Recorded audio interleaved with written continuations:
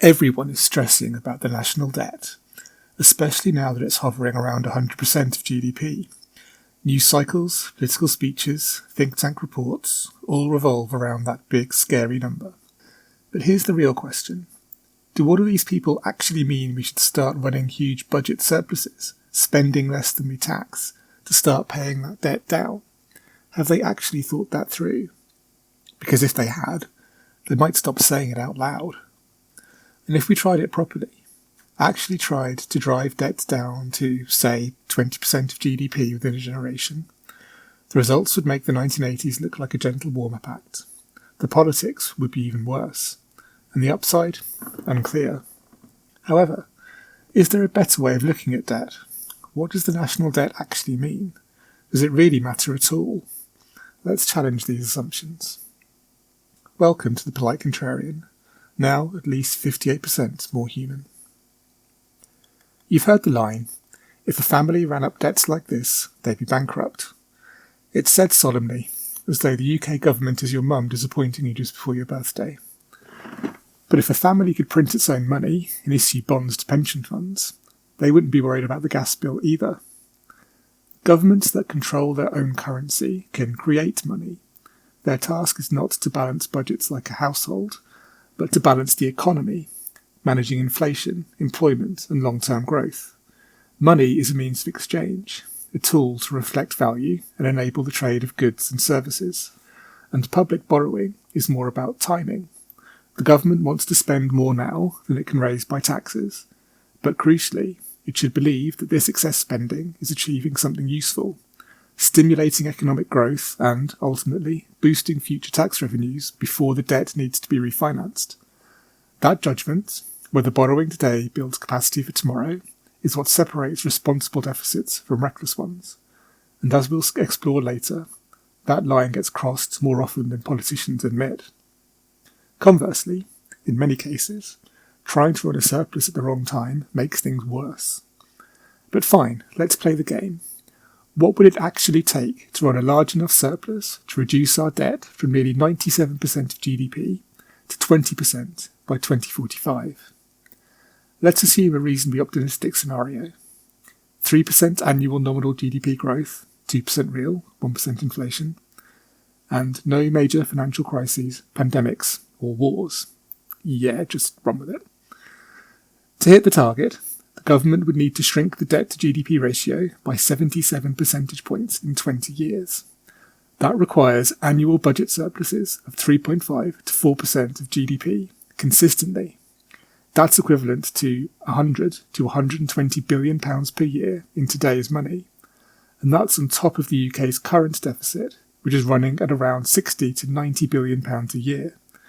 So the real adjustment required isn't 120 billion, it's closer to 200 billion pounds annually, just to move from current deficit levels to the fantasy of a sustained surplus capable of reducing debt to 20% of GDP.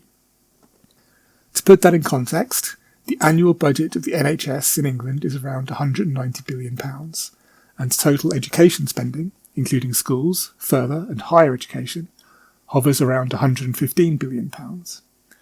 So achieving a £120 billion surplus would mean cuts or tax rises on a scale equivalent to shutting down either of these pillars of state, or both, with change.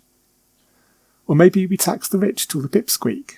Well, we need to get away from the notion that there are a few dozen Scrooge McDucks out there, all sitting cackling on big piles of gold, and we only have to confiscate half of it to solve all of our problems forever. In the real world, we would have to tax more broadly. But here's what that actually means. Income tax currently brings in around £270 billion. To raise another £180 billion from income tax alone, enough to both balance the current deficit and generate the surplus needed to reduce debt, you'd need to increase revenue by about 2/3. That could mean raising the basic rate from 20% to roughly 34%, the higher rate from 40% to around 67%, and the additional rate from 45% to over 75%. You could push some of this onto NICs, but they are just income taxes in disguise anyway, so you're still just stepping in between employer and employee to divert a huge share of their compensation. VAT? That currently brings in around £160 billion. to raise an extra 180 billion from VAT alone would mean a standard rate of well over 40%. Maybe share it out. An extra £100 billion in income tax would require raising the basic rate from 20% to about 28%, the higher rate from around 40% to around 55%, and the additional rate from 45% to roughly 65%, as well as lifting VAT to around 30% to raise the other 100 billion. In any event, doing either would require an ignorance of the Laffer curve worthy of a Marxist teenager. People respond to being taxed. There may be limited scope to raise taxes a bit without cratering revenues. Our current tax burden of around 40% of GDP is very high by UK historic standards, but still a few points below Scandinavian levels. However, just taxing the productive economy until it cries isn't pragmatism. It's how you get riots squared. Think poll tax 2, the reckoning. So, tax the evil corporations, not the people. Well, first, corporation tax only brings in around £95 billion per year. So to deal with our £200 billion need, we'd have to treble it. And second, even the most evil of corporations still has human beings behind it and relying on it. Shareholders, workers, pensioners. Those disappearing profits reduce the returns in your pension funds and ISAs, and the inevitable attempt to recoup costs would push consumer prices higher and investment lower. And if these options sound politically radioactive, it's because they are. Just ask George Osborne. His austerity is often characterised as a return to post-war stoicism, but in reality he never came close to running a surplus or even a balanced budget, and didn't even make radical cuts.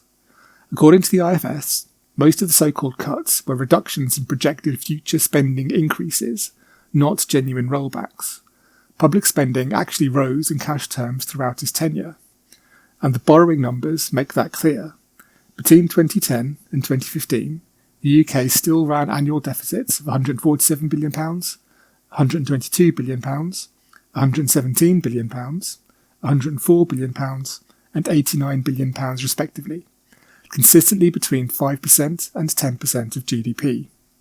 Running an actual balanced budget would have required slashing spending in the NHS, for example, from £119 billion in 2009 to perhaps £100 billion or lower in 2010, rather than increasing it to £123 billion as actually happened. The term austerity was probably chosen to evoke 1950s thrift and grey cardigan realism, but it backfired.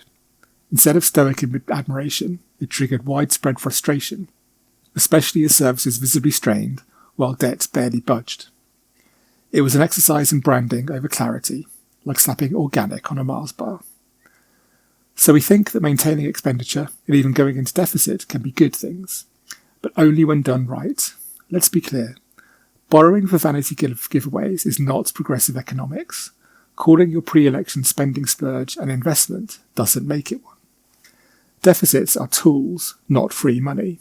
If you're borrowing to build long-term assets, housing, energy infrastructure, skills, fair enough. If you're borrowing to shave 2p off income tax to win the red wall, you're not an investor. You're a buyer of votes. That distinction matters, because while debt isn't inherently bad, stupid debt is. Right now, UK debt interest payments are around 3.5% of GDP, manageable by historic standards. The problem isn't debt, it's lack of growth. It's a decade of flatlining productivity, underinvestment, and reactive policy driven by polls rather than plans. Running a surplus in this environment isn't noble. It's self-harm with a fiscal spreadsheet. Remember what we said about timing? Running an unnecessary surplus is saying we could be taxing you less or spending more, but we've decided not to. But let's acknowledge the reasonable counter-argument. While perpetual deficits may be sustainable under certain conditions, it doesn't follow that we should just allow them to balloon forever. The responsible position isn't to ignore debt altogether, but to stabilise it over time. That might mean aiming to balance the budget on average, not to reduce debt dramatically, but to keep it from growing as a share of GDP. Inflation and growth will do much of the heavy lifting, so long as the deficit doesn't outpace them. Post-World War II, obviously an extreme scenario, but an illustrative one, the UK brought its national debt down from around 270% of GDP to around 50% of GDP in 30 years without running surpluses. This was driven by diversion of some public expenditure, worth about 8% of GDP, away from defence into true investment, and then high annual growth kept well ahead of interest costs. In a good year, there may even be a nice surplus that means the Treasury doesn't have to roll over as many gilts, but this doesn't necessarily mean that a bigger surplus has to be targeted in the year after that. That's a far cry from trying to claw our way to 20% debt to GDP, but it's a credible position. The trouble is that even this more modest target requires honesty about trade-offs and a politics mature enough to distinguish between investment and indulgence. And even this supposedly modest goal of running a balanced budget becomes difficult when GDP growth is anemic. If the economy is barely moving, then even standing still fiscally means making hard choices, raising taxes or cutting spending by tens of billions, not because of ideological zeal, but because the arithmetic demands it. The same uncomfortable tax options and political consequences resurface, just in a slightly smaller font. According to the Office for Budget Responsibility, the UK is currently projected to run deficits of £87 billion in 2024 to 25, £70 billion in 25 to 26, and £61 billion in 26 to 27. That's about 2 to 3% of GDP each year. So even just getting to a balanced budget, not a surplus, would require tax rises or spending cuts totalling around £60 to £90 billion annually. It's a gentler version of the same dilemma. Fewer piano drops, but still no painless solutions. So why does everyone drone on about the deficit? Because it's politically useful. It makes you look responsible while doing very little. You can cut local councils, underfund public services, and generally avoid taking any political decisions that might actually mean anything, then pose in front of a red box and say, we're putting the nation's finances back in order. Meanwhile, the opposition says you're crushing growth and proposes its own short-sighted deficit-financed giveaways with the same lack of honesty. It's a theatre of fiscal piety, staged for voters who've been told for 30 years that debt is bad and saving is virtuous.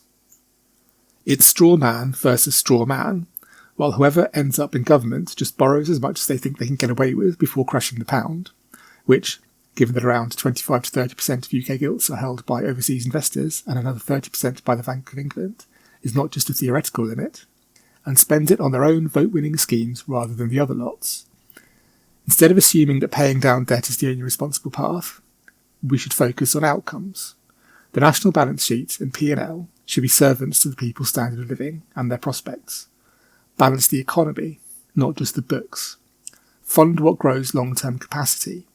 Adjust spending and tax to suit the cycle. Accept that modest debt is normal for a currency-issuing government, and deficits can be managed without that pound-crashing event if people don't get carried away. We don't need 20% debt to GDP for its own sake. We need functioning infrastructure, human capital, and resilience. If that results in a thriving economy that grows out of 100% debt to GDP, then that's a bonus. But a stable, prosperous society that actually feels stable and prosperous because real standards of living are on the up, that's what future generations inherit, not a number on a spreadsheet. So next time a politician talks about living within our means, ask them, whose means? What kind of economy? And at what cost? The myth of the surplus makes us poorer. It distracts from the real question. What are we actually doing with the money we do have? Because as we'll explore in the next episode, Britain is sitting on more wealth than it admits, from land to pensions to public assets hidden in plain sight, and we're not even thinking about a privatisation spree. And yet somehow we're always broke. Funny that. We are Politely Contrarian. If you enjoyed this polite dissection of fiscal fantasy, don't just sulk in silence. Like, subscribe, and forward to the most economically illiterate person in your group chat. The next episode might just ruin their weekend.